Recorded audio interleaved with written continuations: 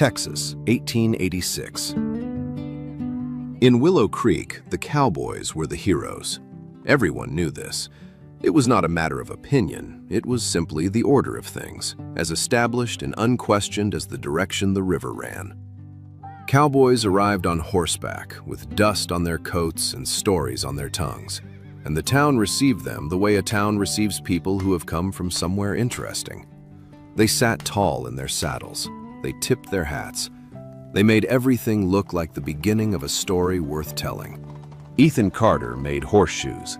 He was 21 years old, broad-shouldered from a decade at the anvil. He had started as an apprentice at 11 when his father's hands gave out from the iron sickness, the slow lung damage that came from years of breathing coal dust without a cloth over his face. He had learned early that the forge was not romantic. It was a place of controlled burning, of heat that cracked lips and dried eyes, of iron that left permanent marks on your hands whether you were careful or not. He had 5 years of apprenticeship and 4 years of running the forge alone, which made him, by the standards of Willow Creek, experienced enough for everything the town needed. He was at the forge before sunrise and finished after dark, and in between he shod horses and mended plows and fixed Widow Patterson's gate without charging her for it, and came home so tired some evenings that he fell asleep at the kitchen table with his boots still on. The town knew him the way you know furniture, present, useful, taken for granted. He did not mind this. What was not enough, and what he had not told anyone, was that he had noticed Clara Bennett the moment she stepped off the stage in September. He had been across the street, fixing the hinge on the general store door. She had looked at Willow Creek the way you look at a horse before you buy it, searching for the defects, but hoping to find virtues. Then she had looked across the street and seen him. He had looked back for exactly 1 second before going back to the hinge. He went back to the hinge. He finished the hinge. He went back to the forge, and he did not think about the way she had looked at him, directly, without the usual polite indifference people gave the blacksmith. For the rest of the afternoon, he thought about it all evening. He thought about it, if he was honest, considerably longer than that. She came to the forge 3 weeks after she arrived. She had a lantern, the old one from the schoolhouse, broken since before she took the position. She held it against her chest as she walked across town. It wasn't just a broken piece of metal. It was a threadbare excuse to be there, and she was perfectly aware of that. Ethan was at the anvil when she arrived, working a length of iron into a hinge with the focused economy of movement that comes from 10 years of repetition. He heard her hesitate at the forge door. Everyone hesitated at the forge door. The heat hit you first, then the noise, then the smell of coal and burning iron that went into your clothes and stayed there. He finished his stroke before he looked up. "Miss Bennett," he said. She looked slightly surprised that he knew her name. In Willow Creek, everyone knew everyone within the first week. She held up the lantern. He took it and turned it in his hands, reading it the way a doctor reads a patient, looking for the actual problem, not just the presenting one. "The hinge is bent," she said. "The hinge is bent," he agreed. "But fix the hinge without fixing the base, and it'll bend again in a month. The fitting is loose. That's what's been causing it." Nobody mentioned the base. Nobody looked that closely. He said this without judgment, just accurately, the way he assessed everything. "How long?" she said. "Come back Thursday," he said. She came back Thursday. The lantern was fixed, hinge, base, and a small crack in the housing she hadn't noticed, filled without mention. She looked at it for a moment. "You fixed the crack." "It was there," he said. "It would have let water in eventually." She paid him less than she expected and thanked him and left. She was back the following Tuesday with a broken desk hinge from the schoolroom. The Tuesday after that with a window latch. The Tuesday after that with nothing at all, which she addressed by asking whether she could watch him work, because she was writing a lesson about metalwork for the older students and needed to understand the process. Ethan Carter, who had never been watched and was not sure what to do about it, said yes. What she did not tell him, and what he would not have believed, was that she had stopped writing the metalwork lesson in October. She was in her third week of coming to the forge for no reason she was willing to name out loud. Wade Holloway arrived in November. He was 24 years old, the most admired cowboy in the county, broad-shouldered, easy-laughing, with the kind of confidence that comes from being told you are remarkable often enough that it has settled into something comfortable. He wore good boots. His horse was the finest in the county. His stories were long and entertaining, and frequently true. He had decided, with the calm certainty of a man accustomed to getting what he decided, that Clara Bennett was exactly what he had been looking for. He appeared at the schoolhouse on a Wednesday afternoon with flowers, arranged ones, ordered from the next town. Clara received them with warmth and the specific internal reaction of a woman who knows what arranged flowers mean and is measuring how to respond without cruelty. He was not a bad man. This was the problem. He was genuinely pleasant, good manners, good intentions, completely wrong. The town approved enthusiastically. "Wade Holloway," said Martha Greer at the general store. "Good family, steady work, everyone respects him. He's been asking about you 3 times this week." Clara bought her flour. "He invited you to the Christmas social yet?" Martha said. "Not yet," Clara said. "He will," Martha said, with the confidence of a woman who considers this a settled matter. "Who turns down Wade Holloway?" Clara looked at the mountains to the west, the particular look of a person who has already decided something and is not ready to say it out loud. "He's very kind," she said. Martha looked at her the way she looked at accounts that didn't balance. "But?" she said. "No but," Clara said pleasantly. She paid for her flour.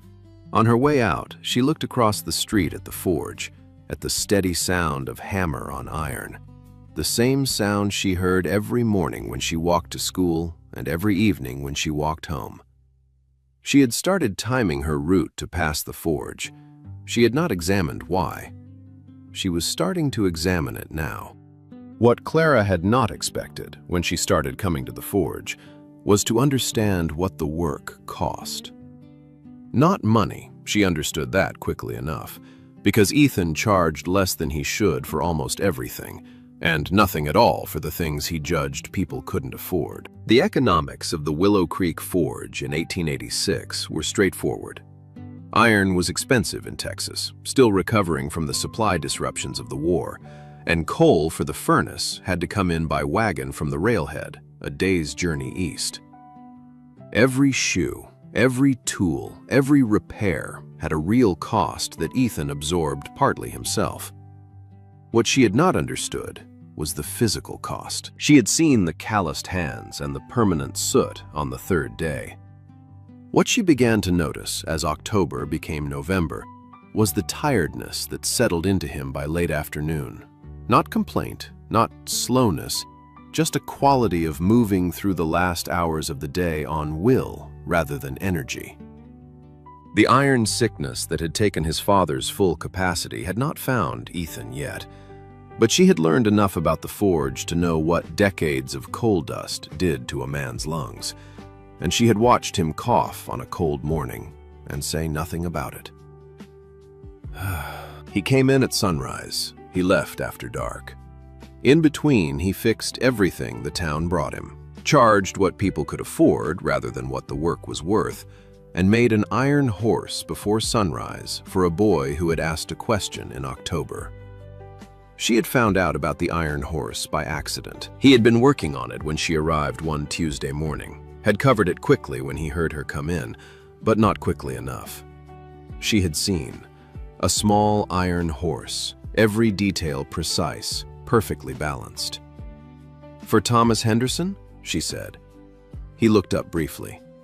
"He asked me last month if iron horses were real. I told him they could be." He had gone back to work. She sat on her stool and watched him work, and thought about what kind of man makes an iron horse before sunrise for a 7-year-old boy, and then covers it when someone comes in so they won't make anything of it. She thought about the forge as it really was, not the romantic version she had constructed in her head, but the actual thing. The heat, the lung damage, the economics that didn't work, the physical toll accumulating in a 21-year-old body that was already marked by 10 years of it. And she thought, he does all of this every day for this town, and half of them don't know his first name. That was the moment she stopped pretending her Tuesday visits were about metalwork.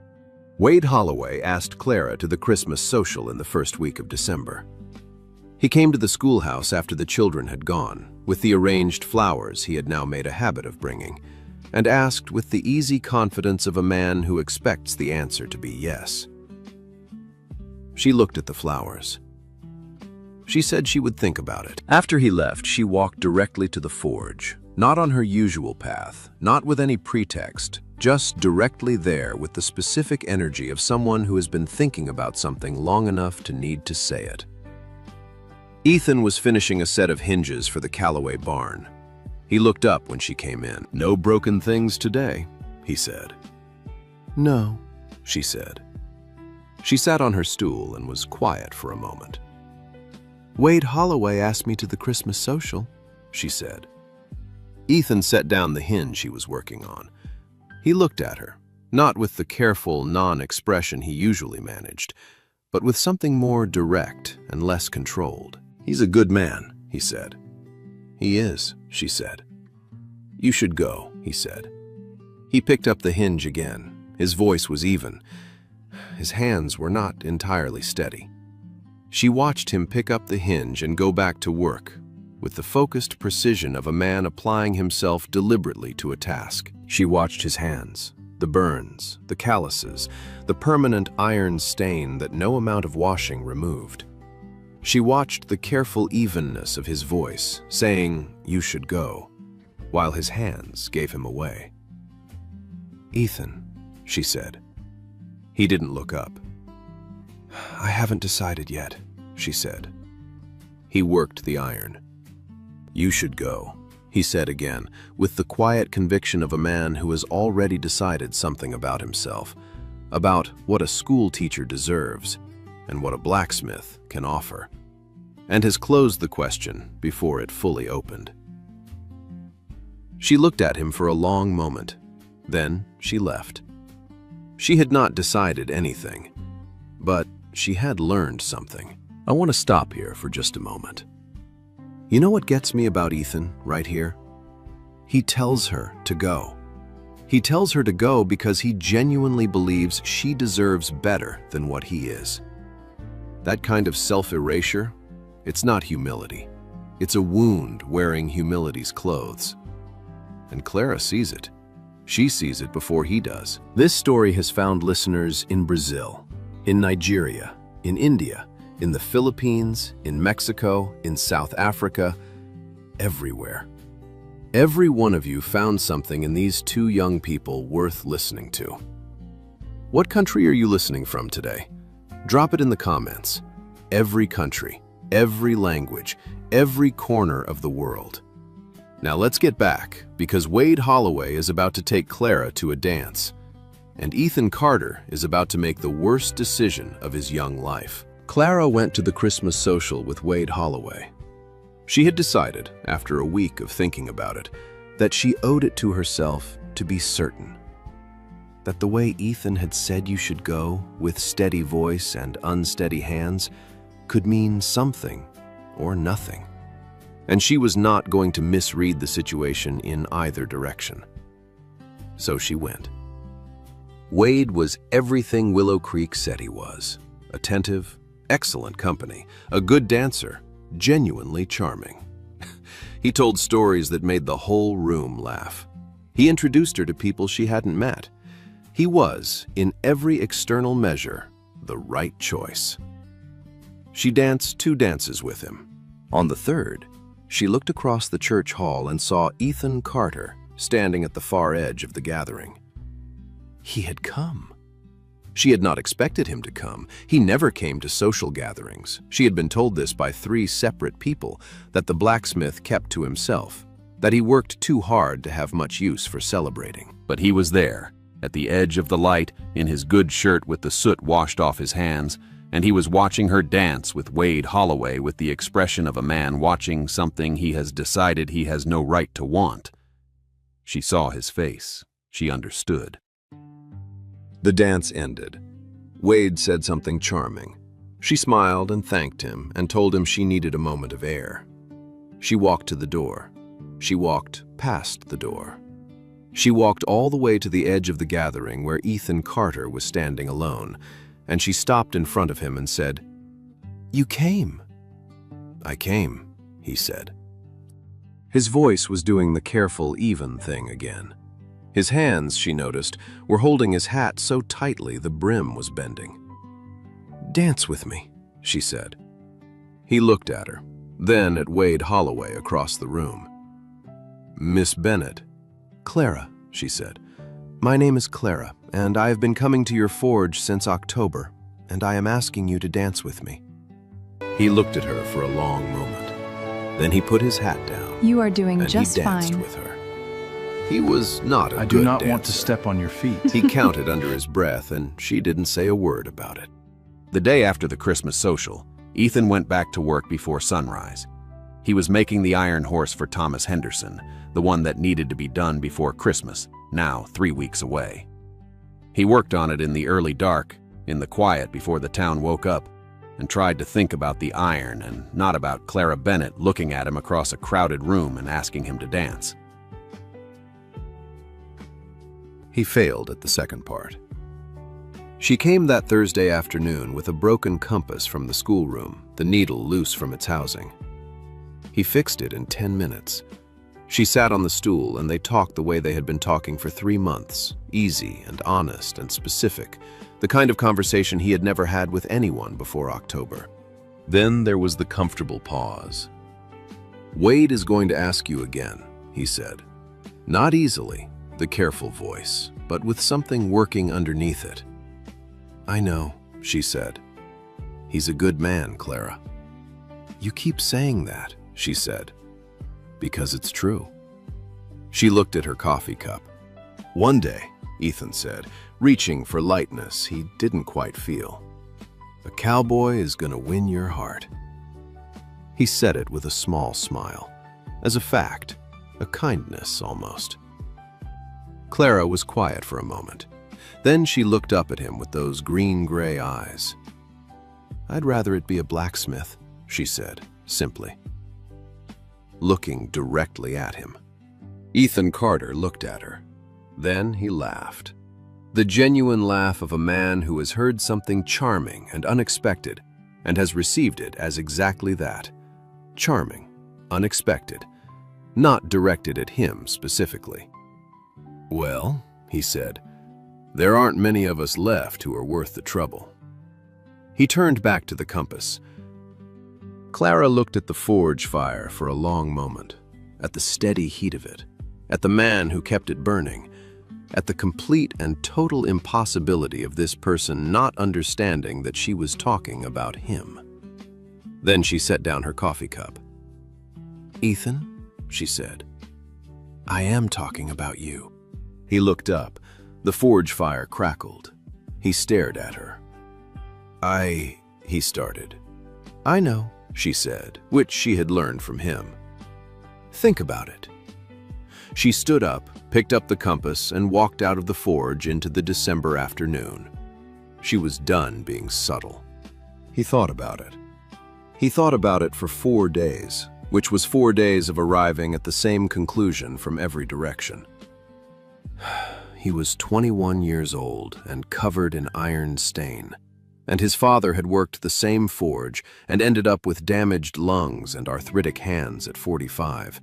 And Clara Bennett was a school teacher who had been to normal school and could read Latin, and deserved a man who could give her more than a 2-room house next to a forge. On the 5th day, Wade Holloway came to the forge. Not to cause trouble. Wade was not a man who caused trouble. He came to pick up a set of spurs Ethan had been repairing, and he was pleasant about it, and he said, entirely without guile, "I'm going to ask Miss Bennet properly, before Christmas. I thought you should know, since you two seem to be friends." Ethan took the payment for the spurs. "She's a good woman," he said. "She is," Wade said. "I think she could be happy here, with the right man." After Wade left, Ethan stood at the anvil for a long time without working. He thought about the two-room house, about the lung damage that came with decades at the forge, about the iron stain that never fully washed out, about the evenings he was too tired to lift his arms above his head, about what it meant to ask someone to share that. He had been a fool to let himself think about it at all. He went back to work. Clara came the following Tuesday. He was at the anvil, and he did not put out the second stool, and he said when she arrived that he had a lot of work to finish, and perhaps it would be better if... He did not finish the sentence, because her expression stopped him. She stood in the forge door with the December light behind her, and she looked at him with the green-gray eyes that had been paying attention since September, and said, "Don't. Clara, don't," she said again. Not angry, just certain. "Whatever you've decided, don't." He looked at his hands. She looked at his hands too. "I know what you're thinking," she said. "You're wrong." She left before he could answer. He stood at the anvil for a long time after. He was not sure he was wrong. He was not sure of anything except that the forge felt considerably emptier than it had before October, and he had done that himself, and he was not certain he had done the right thing. It happened 3 days before Christmas. The Millbrook Creek Bridge at the north end of town had been weakening all autumn. The iron supports corroded, the timber waterlogged, and on a Wednesday morning after 2 days of rain, with the creek running high, the south section gave way. A horse and wagon went into the water. The horse panicked. The wagon pinned the wheel against a submerged support beam.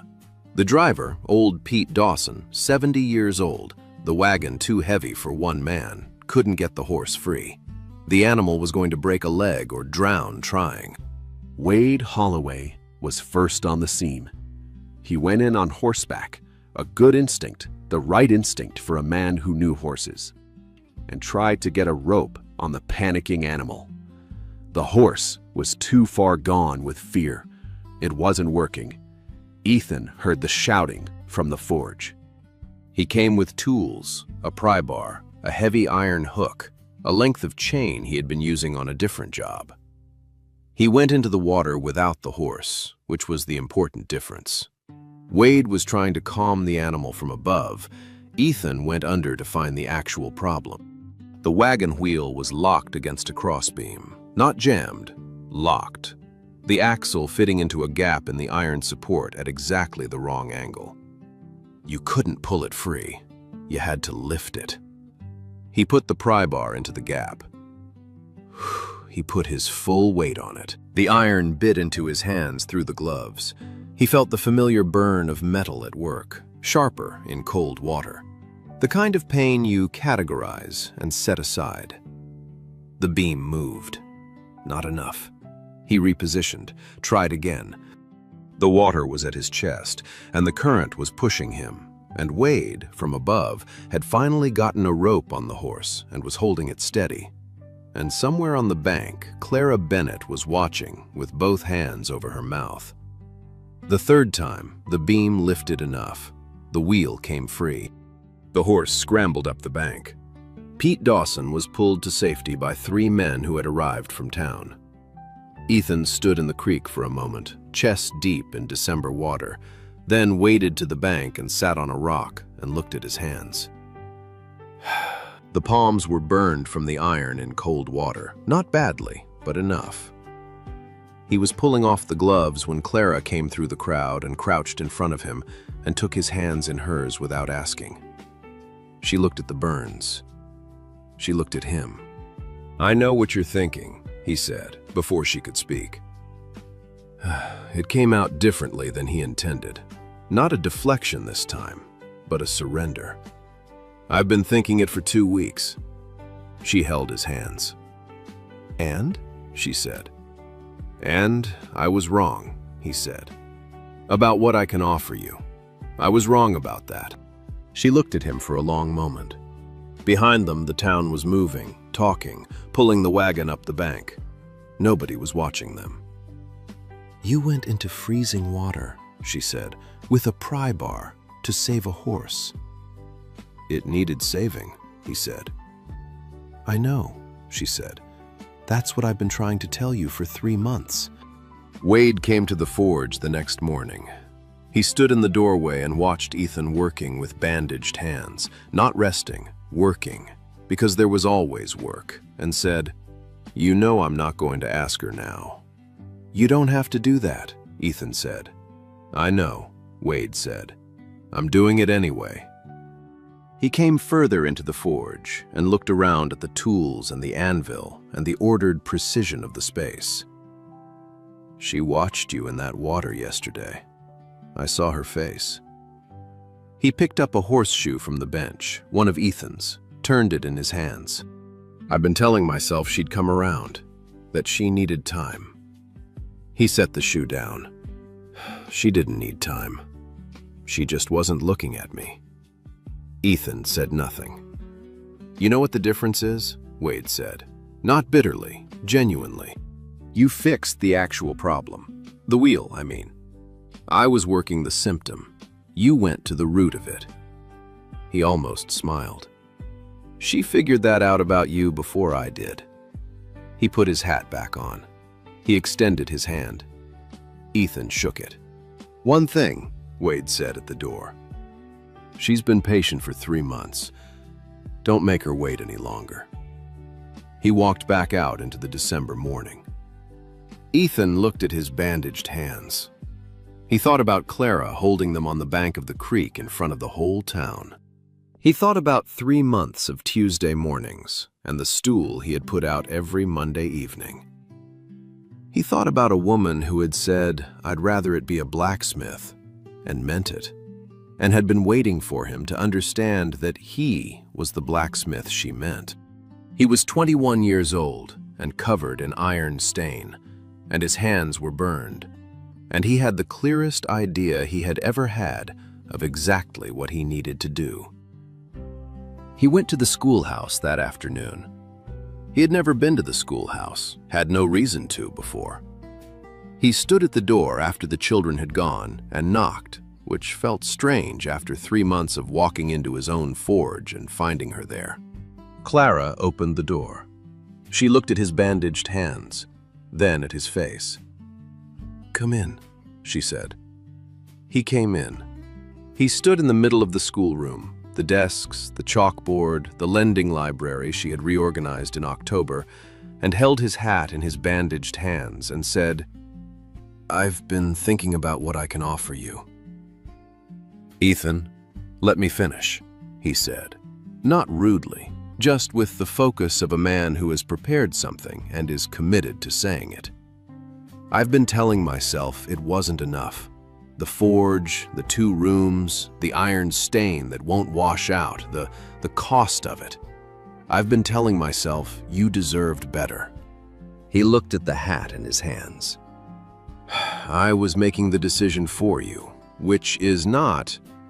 He stopped, started again. You're a school teacher. You make decisions for 30 students every day. You don't need me making them for you. Clara was very still. No, she said. I don't. I fixed Widow Patterson's gate, he said, which came out slightly disconnected from what had come before, but which she understood completely. And I didn't tell anyone. And I made the horse for Thomas. And I don't do those things for recognition. I do them because they need doing. But I need you to know that I know they're not nothing. That I'm not. He looked up at her. I'm not nothing. I know, she said. And this time, it was her using the word he had taught her. The "I know" that means "I have always known." That means you are the last person in this room to understand this. He looked at her with the blue eyes that had been deciding since September, and she looked at him with the green-gray ones that had been decided since October. And the December light came through the schoolhouse windows and fell across the chalkboard and the lending library, and the two of them standing in the middle of it. He kissed her, not tentatively. He had been careful about everything for 3 months, and he was done being careful. She kissed him back with the complete conviction of a young woman who has been right about something for a very long time and is now simply living inside the proof of it. When they stepped back from each other, she looked at his bandaged hands and then at his face and said, "The iron horse." He looked at her. "Thomas doesn't know it's from me yet," he said. "I know," she said. "I want to be there when he finds out." He looked at her for a moment. "All right," he said, simply, completely, as if that was the easiest agreement he had ever made. Thomas Henderson found the iron horse on his doorstep on Christmas morning. Clara was there, not at the doorstep, at a careful distance, standing with Ethan at the end of the road where they could see the Henderson porch without being seen. They watched Thomas come out in the early light, still in his night clothes, and find the small iron horse on the step, with no note. Thomas picked it up, turned it in his hands, looked at it the way a 7-year-old looks at something he has been told is impossible and has just found to be true. Then he ran back inside to show his mother. Clara looked at Ethan. He was watching the Henderson house with the expression of a man who has done something that cost him nothing and meant everything. "He doesn't know it was you," she said. "No," he said. "Does it matter?" He thought about it honestly, the way he thought about everything. "No," he said. "The horse is what matters." She took his hand, the bandaged one, carefully. He let her. January came. Clara stopped inventing reasons to visit the forge and started arriving with 2 cups of coffee at 7 in the morning, because that was what Tuesday mornings were now. And everyone in Willow Creek understood this within the first week and made their peace with it at varying speeds. Wade Holloway was gracious about it, which elevated everyone's opinion of him. Martha Greer found it unexpected and told everyone, which was her version of approval. Thomas Henderson told his entire class that the blacksmith had made him a real iron horse and that Mr. Carter was the best man in Texas. Nobody argued with him. The forge in February was the same as it had always been. Before sunrise, after dark, the heat and the coal dust and the iron stain and the work that never fully ended. What was different was the second cup of coffee on the bench at 7 o'clock, and Clara on the stool with her lesson books, and the particular silence that sits between two people who have stopped trying to impress each other and arrived somewhere more permanent. On a morning in February, Ethan was working a piece of iron into something small that he covered quickly when she came in. She saw it. She said nothing. Some things are worth waiting to understand. She sat on her stool. He sat on his. The forge fire did what forge fires do. Outside, Willow Creek went about its business. The cowboys at the saloon, the farmers at the feed store, the ordinary life of a Texas town in 1886. And inside, a young blacksmith who had been working since he was 11, and a young schoolteacher who had come looking for something worth staying for, sat together in the warmth of the fire. And it was, without question, exactly right. Ethan Carter went into a freezing creek with a pry bar because a horse needed saving. He didn't think about it. He saw the actual problem, not the symptom, not the obvious thing everyone else was working on, and he went to the root of it. Burned hands, December water, current pushing him sideways.